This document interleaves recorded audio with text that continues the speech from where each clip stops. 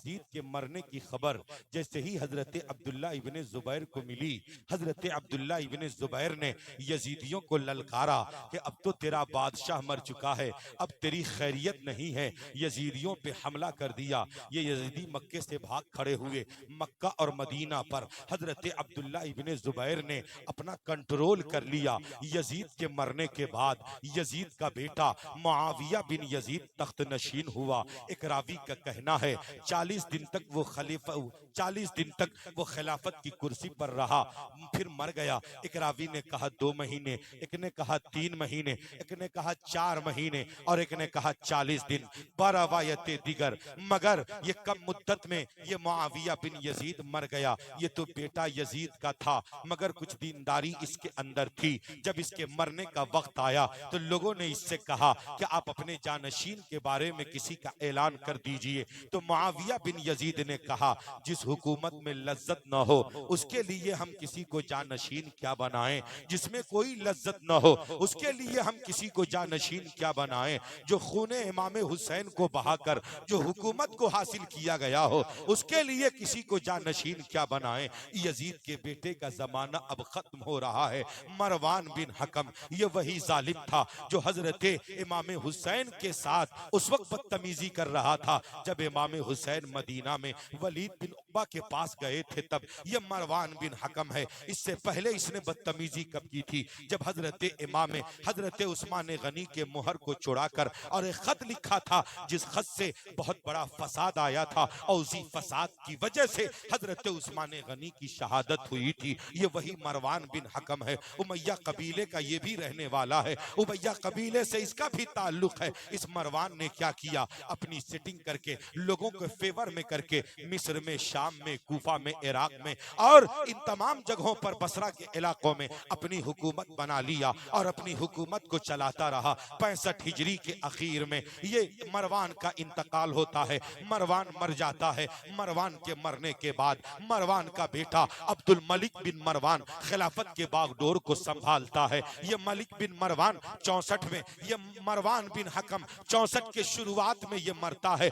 मरवान के मरने के बाद मलिक बिन मरवान ने अपने खिलाफत के बागडोर को संभाला। ये मरवान का बेटा था अब्दुल मलिक बिन मरवान इसका नाम था। जब ये बादशाह बना ना तो उन दिनों ये गया हज करने। कहाँ गया? हज करने गया। लाहौर लश्कर के साथ गया, वजीरों के साथ गया, बड़े तामझाम के साथ गया। ये गया हजरे अस्वद को बोसा देने।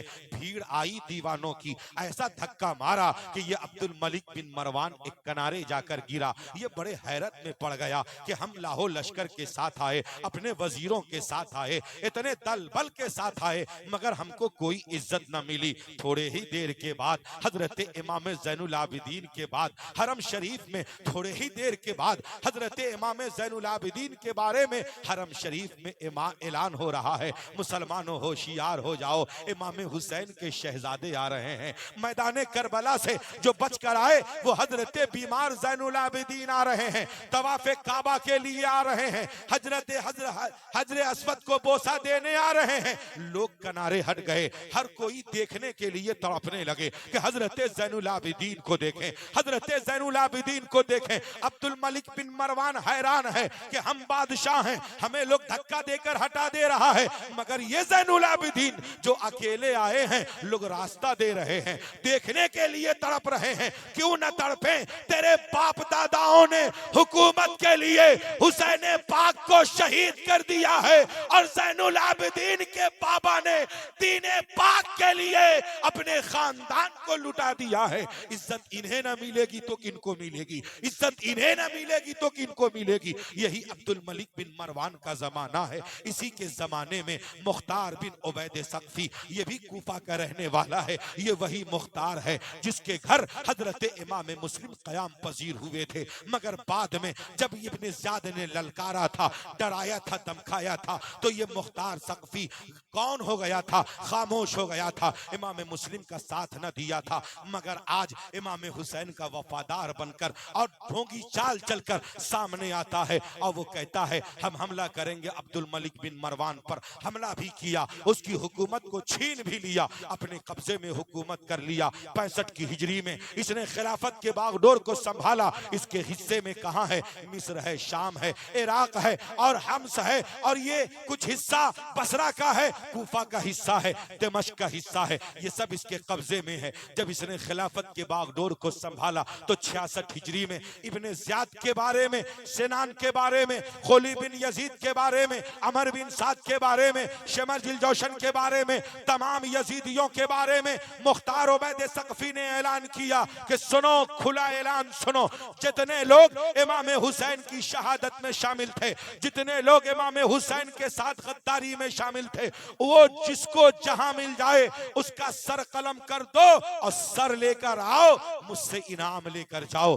कूफा में अफरा तफरी का माहौल है, सब लोग डरे हुए हैं, अब क्या होगा, अब हम भी मारे जाएंगे। इब्ने ज़ियाद, ये मुख्तार सकफी ने फौज को भेजा इब्ने साद के पास कि जाओ इब्ने साद को पकड़ के लाओ। जब इब्ने साद को पकड़ने इसकी फौज गई तो इब्ने साद का बेटा आया। बेटा आके कहता है कि पूछा इब्ने साद के बेटे से मुख्तार सकफी ने पूछा, बोल तेरा बाप कहाँ है? तो कहता है हमारे अब्बा अब कमरे के बाहर न निकलते हैं, खाना नशी हो गए हैं, गोशा नशी हो गए हैं, अब बाहर न निकलते हैं। तो मुख्तार ने कहा अच्छा अच्छा, वो खाना नशी हो गया है, तेरा बाप उस दिन खाना नशी क्यों न हुआ था जिस दिन हुसैन करबला में प्यासे थे? तेरा बाप उस दिन घर में बंद क्यों न हुआ था जिस दिन इमाम हुसैन के वफादार करबला में भूखे प्यासे थे? आज वो खाना नशी हैं। अपनी फौज को हुक्म दिया, जाओ उसके घर को घेर लो, बड़ी बेदर्दी के साथ उसको मौत के घाट उतारो, उसके लाश को लाओ, हमें जलाना है, उसे दफनाना नहीं है। सिनान को पकड़ा गया,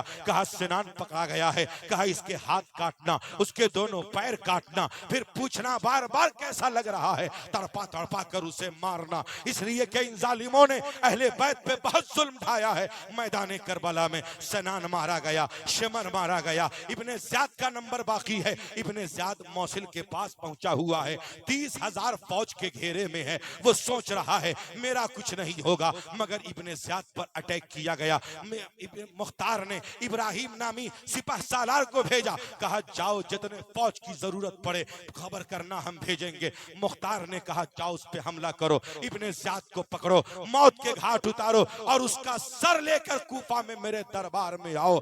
10 मुहर्रम 67 हिजरी, 10 मुहर्रम 67 हिजरी को इब्ने ज़ियाद मौसिल के शहर के पास नहरे फरात के तकरीबन 25 कोस के फासले पर मारा जा रहा है। उसके सर को कलम कर दिया गया। इब्ने ज़ियाद को मारने के बाद उसके सर को लेकर कूफा के गवर्नर हाउस में लाकर रखा गया। इब्ने ज़ियाद के सर को रखकर मुख्तार सकफी ने कहा, ओ कूफा वालों देख लो, 61 हिजरी 13 मुहर्रम को इसी जगह पे इब्ने ज़ियाद ने इमाम हुसैन के सर को रखा था। 67 हिजरी 10 मुहर्रम है, 6 साल भी पूरे नहीं हुए, हमने इब्ने ज़ियाद के सर को यहाँ उतार दिया है, यजीदियों का काम तमाम कर दिया है, यजीदियों को मौत के घाट उतार दिया है, यजीदियों का खेल तमाम कर दिया है। देखो देखो, हमने खूने हुसैन का बदला ले लिया है। मगर ये जालिम की अक्ल मारी गई थी। ये मुख्तार तो था मगर ये भी तो गद्दार था, इमाम मुस्लिम के साथ गद्दारी किया था। जालिम इसने भी ऐलान नबूवत कर दिया, ये भी बर्बाद हो गया, ये भी मारा गया। जमाना हिजाज बिन यूसुफ का आया, फिर उस जमाने में हजरत ज़ैनुल आबिदीन को कैदी कर लिया गया। आज जब हजरत ज़ैनुल आबिदीन कैदी हैं, आज जब हजरत ज़ैनुल आबिदीन के हाथ में हथकड़ी है, गले में तौक है, पैर में बेड़ी है, पूरे बदन पे भारी भारी जंजीर है, तो एक ज़हरी नामी शख्स आए, ज़हरी नामी शख्स आए, उन्होंने आकर कहा हजरत इमाम ज़ैनुल आबिदीन से कि हजरत ये क्या है, आप पहले भी कैद हुए, आज भी कैद हो रहे हैं। तो हजरत मोहतरम हजरत इमाम ज़ैनुल आबिदीन ने कहा, न मैं कल कैद था न मैं आज कैद हूं,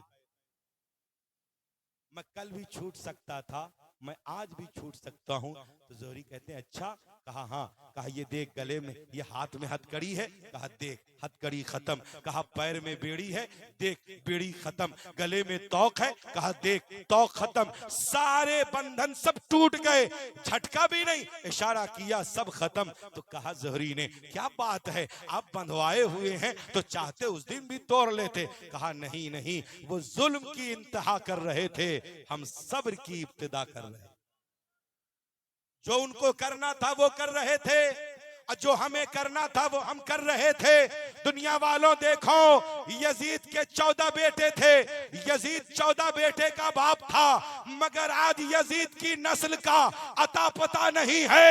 मेरे हुसैन का एक बेटा ज़ैनुल आबिदीन आज पूरी दुनिया में सैयदों का जलवा नजर आ रहा है, हजरत मोहतरम हुसैनियों का जलवा नजर आ रहा है। तो अर्ज ये करना है, हुसैन पाक अपना सब कुछ लुटाए दीन इस्लाम के लिए। आज इस्लाम भी बाकी है, मेरे हुसैन का नाम भी बाकी है। मुसलमानों, जिए तो इस्लामी तरीके पर, अब मरेंगे तो हम तो दफन किए ही जाते हैं इस्लामी तरीके पर। तो जब मरने के बाद हमें इस्लामी तरीके पर दफनाया जाता है तो क्या बेहतर होता कि हम जीते भी इस्लामी तरीके पर, चलते भी इस्लामी तरीके पर, खाते पीते भी इस्लामी तरीके पर, हमारे माहौल में इस्लामी तरीके की कसरत होती। मुस्तफ़ा जाने रहमत सल्लल्लाहु ताला अलैहि वसल्लम के मुक़द्दस तरीके पर हमारी और आपकी जिंदगी गुजरती, हम यहाँ भी कामयाब हो जाते और कल मैदान महशर में भी कामयाब हो जाते।